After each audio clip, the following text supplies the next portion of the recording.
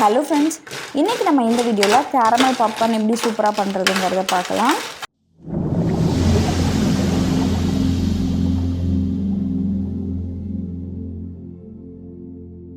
இது பண்ணுறதுக்கு ஒரு கடாயில் 2 டேபிள் ஸ்பூன் அளவுக்கு எண்ணெய் ஊற்றிக்கோங்க.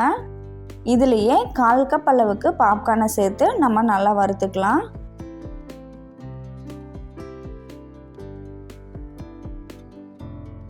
இப்போ பார்த்தீங்கன்னா நம்மளோட பாப்கார்ன் முன்னாடி இருந்ததை விட கொஞ்சம் நல்லா உப்பி வந்திருக்கு. இந்த சமயத்தில் நம்ம இந்த கடாயை மூடி வச்சிடலாம். ஒரு நிமிஷம் கழித்து பார்த்தீங்க அப்படின்னா நம்மளோட பாப்கார்ன் ஒன்று ஒன்றா வெடிக்க ஆரம்பிக்குது. கொஞ்ச நேரத்துலேயே அது நல்லா ஸ்பீடாக வெடிக்க ஆரம்பிக்குது. அப்பப்போ இந்த ஹேண்டில் பிடிச்சி நல்லா குலுக்கி விடுங்க. அப்போ நமக்கு எல்லா பாப்கார்னும் ஒன்று போல் வெடித்து கிடைக்கும். இப்போ பாருங்கள், நம்மளோட பாப்கார்ன் எல்லாமே வெடிச்சு வந்துருச்சு. இப்போ ஸ்டவ் ஆஃப் பண்ணிவிட்டு இதை நல்ல ஒரு அகலமான ட்ரேயில் மாற்றிக்கோங்க. அப்படி இல்லைன்னா ஒரு பிளேட்டில் மாற்றி வச்சுருங்க. இந்த பாப்கார்ன் நல்லா ஆறின பிறகு நம்மளோட கேரமலில் போட்டு கிளறணும் அப்படின்னா நல்லா கிறிஸ்பியாக இருக்கும். ஸோ இது நல்லா ஆறட்டும். அடுத்ததாக நான் அதே கடாயில் 1/2 கப் அளவுக்கு சர்க்கரை சேர்த்துருக்கேன். இந்த சர்க்கரையை நல்லா ஈவனாக ஸ்ப்ரெட் பண்ணி விட்டுக்கோங்க. அடுப்பை மீடியம் ஹீட்டில் வச்சுட்டு இந்த சர்க்கரை நல்லா மெல்ட் ஆகிற வரைக்கும் கரண்டி எதுவும் போடாமல் அப்படியே விட்டுருங்க.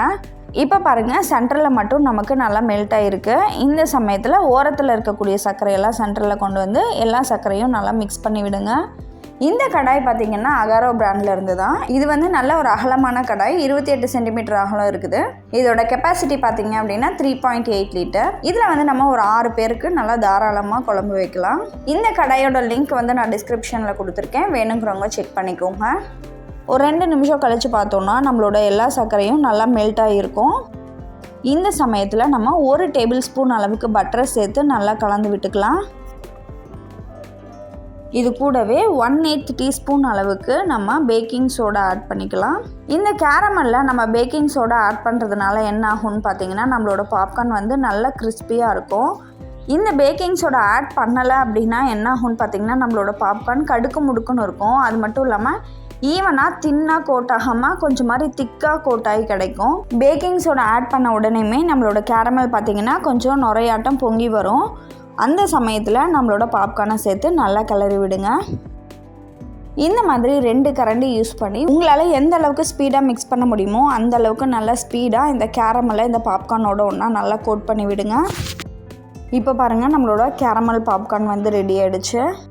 இப்போது இதை நம்ம வேறு ஒரு பிளேட்டில் மாற்றிட்டு இந்த கேரமல் பாப்கார்ன் ஆடுறதுக்கு முன்னாடி இதை ஒன்று ஒன்றா நம்ம சூடாக இருக்கும் போதே உடச்சி விட்டோம் அப்படின்னா இது உதிர்ந்து வந்துடும். ஆறின பிறகு நம்ம பிரித்து விடலான்னு பார்த்தீங்கன்னா அது நமக்கு நொறுங்கி போகும். அதனால சூடாக இருக்கும் போதே நல்லா உடச்சி விட்டுக்கோங்க. இப்போது அடுத்தது நம்ம இன்னொரு ஸ்டெப் பண்ண போகிறோம். அந்த ஸ்டெப் பண்ணும்போது என்ன ஆகும்னு பார்த்தீங்கன்னா இந்த கேரமல் இன்னுமே நல்லா ஈவனாக இந்த பாப்கார்னில் எல்லா இடங்கள்லையும் இந்த கேரமல் கோட் ஆகும்.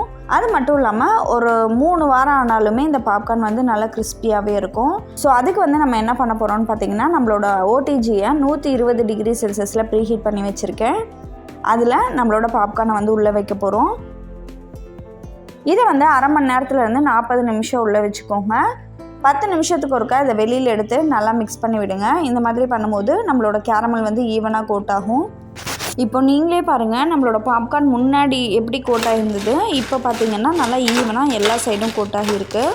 இப்போ பாருங்கள், நல்லா மொறுன்னு சூப்பராக நம்மளோட கேரமல் பாப்கார்ன் ரெடி ஆகிடுச்சு.